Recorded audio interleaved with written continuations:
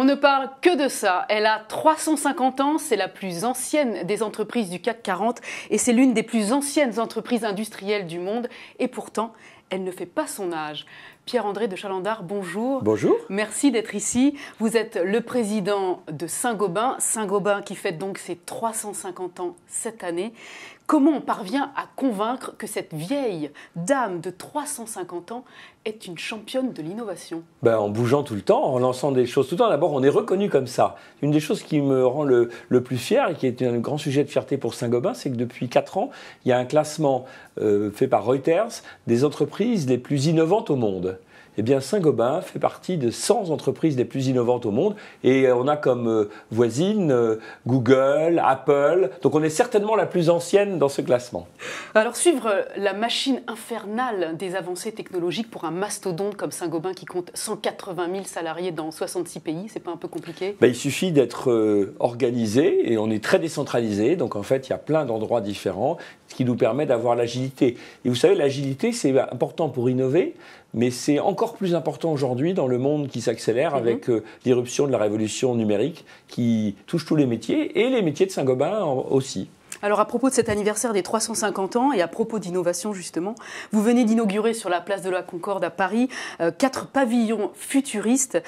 Quelle est l'ambition de cette exposition qui a démarré, je crois, il y a 1 an à Shanghai? Voilà, pour célébrer notre anniversaire, c'est quand même assez unique, 350 ans, nous avons souhaité partager cet anniversaire avec le plus grand nombre et donc nous avons imaginé cette exposition qui est un peu un clin d'œil aussi à la fameuse exposition de 1937 universelle où Saint-Gobain avait fait un plancher de verre, c'est la première fois qu'on marchait sur du verre et donc nous avons imaginé 4 pavillons qui visent à donner une expérience à la fois inédite et esthétique au grand public. C'est quoi? C'est une vitrine du savoir-faire? Et donc il y a un peu une vitrine, on appelle ça sensation future. Oui. Et donc en fait on cherche à exprimer à travers, c'est fait avec des matériaux de Saint-Gobain, donner des sensations sur des éléments de l'habitat du futur, à la fois donc l'acoustique, l'esthétique. Alors on n'a pas pu visualiser le thermique, mais donc quand même le confort et l'esthétique. C'est ça les grands éléments. Alors cette exposition, comme on est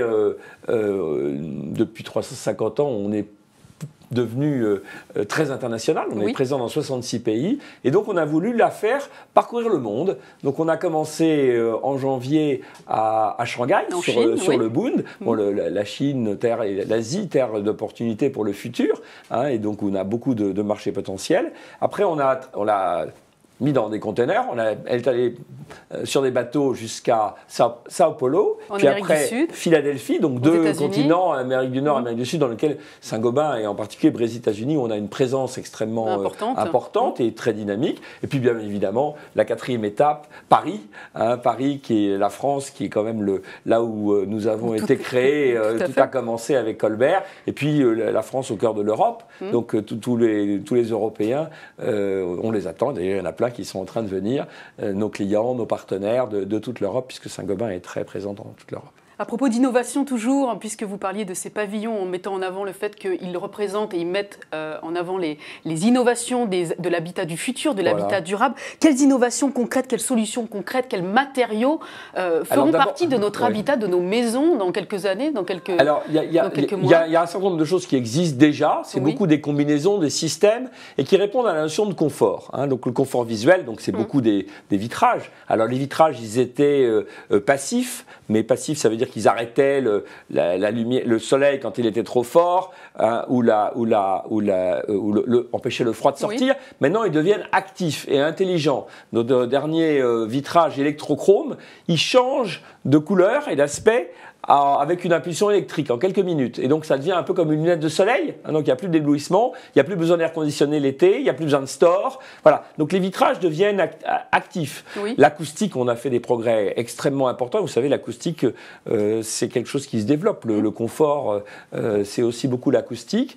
Et puis la qualité de l'air. Donc tous les conforts. C'est ça qu'on veut montrer avec des matériaux qui se combinent et qui ont des propriétés toujours renouvelés. Les isolants, on travaille sur des isolants de plus en plus, qui prennent de moins en moins de place et qui isolent de mieux en mieux. Tout à l'heure, vous parliez de la révolution digitale. Est-ce que même les murs et les toits de nos maisons, de nos appartements seront concernés par les objets connectés? Oui, je crois que ça a déjà commencé. Je pense que bientôt, on commandera la maison directement avec des puces qui sont dans les vitrages et qui diront il fait plus froid, il fait plus chaud dehors, donc on change. Même les revêtements, par exemple. Alors les revêtements.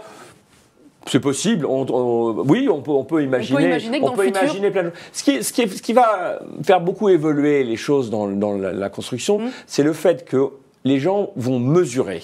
Alors avec des objets. Et à partir du moment où on mesure, c'est l'utilisateur final qui va mesurer.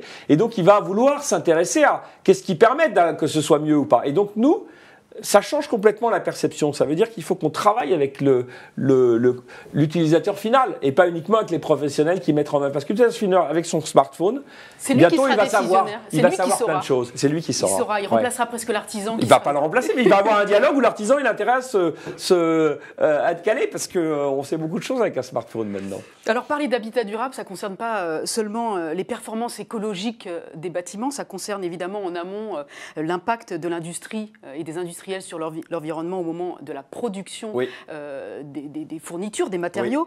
Oui. Par exemple, la question du sable et de sa disparition. Vous savez, ça fait déjà quelques temps qu'on en parle, de cette problématique des fonds marins qui sont exploités par les industriels et par l'humain. On sait que ça a un impact sur l'environnement, on sait que ce sable est utilisé dans la construction, pour le béton, pour les vitrages, pour les miroirs. Est-ce que Saint-Gobain a déjà en perspective une ressource artificielle qui ira remplacer le sable? Alors on travaille, d'abord, les matériaux de Saint-Gobain, ils ne consomment pas énormément de sable et ils ne consomment pas des sables marins. Mais on travaille énormément sur tout le sujet du recyclage pour tous nos matériaux. Oui. Parce que ça permet aussi de consommer moins d'énergie. Vous savez, dans un four verrier, aujourd'hui, selon les types de verre, on met entre 30 et 80% de calcin. Qu'est-ce que c'est que le calcin? C'est du verre recyclé. Vous savez qu'en France, on recycle le verre et on va recycler de plus en plus. Et donc, quand on met du calcin, au lieu de mettre du sable et des matières premières, du carbonate de soude, etc., d'abord, on consomme beaucoup moins d'énergie, puis on ne consomme pas de sable. Et on recycle le verre. Donc les matériaux de Saint-Gobain, c'est vrai pour le verre, c'est vrai pour le gypse, qui est la matière première de la plaque de plâtre, sont recyclables à l'infini. Donc en fait, on travaille beaucoup et je pense que l'organisation du recyclage, qui est quand même dans la construction pas très répandue, l'essentiel aujourd'hui du recyclage du verre, il vient des bouteilles, mais je pense que dans le verre, avec les fenêtres, on a commencé à travailler là-dessus en partenariat avec d'autres entreprises, on va pouvoir, et il faut qu'on travaille à recycler de plus en plus les matériaux du bâtiment. C'est, je pense, la solution. Mais vous savez comme moi que dans les pays en voie de développement, la construction sur la base de construction en béton est exponentielle et elle ça dépend des pays. Ça dépend des pays. Vous avez de la construction en bois. Nous, d'abord, on n'est pas dans les matériaux de base. Nous, on rajoute des choses par-dessus. Oui. Mais on sait travailler à la fois avec le bois, avec le béton, avec l'acier. Bon, le béton, si vous voulez, on va trouver aussi des manières de réutiliser les choses. Mais il faudra quand même une armature. Je pense que le bois a beaucoup d'avenir aussi dans la construction. On reviendra au bois alors. Voilà. Il y a des pays qui sont très beaux. Les États-Unis, c'est complètement l'ossature. Alors nous, les matériaux de Saint-Gobain, c'est les matériaux qu'on rajoute. On est dans le second œuvre plutôt et qui donnent des fonctionnalités, donc du confort. Et on sait les mettre, quel que soit le type de construction. Cette fin d'année marquée par la COP21 qui arrive d'ici 45 jours, je crois. Donc c'est la conférence des Nations Unies sur les changements climatiques. Quelles sont les ambitions de Saint-Gobain sur la réduction des émissions de gaz à effet de serre? Alors moi j'ai donné pour Saint-Gobain un objectif qui est de réduire nos émissions internes de 25% entre 2010 et 2025.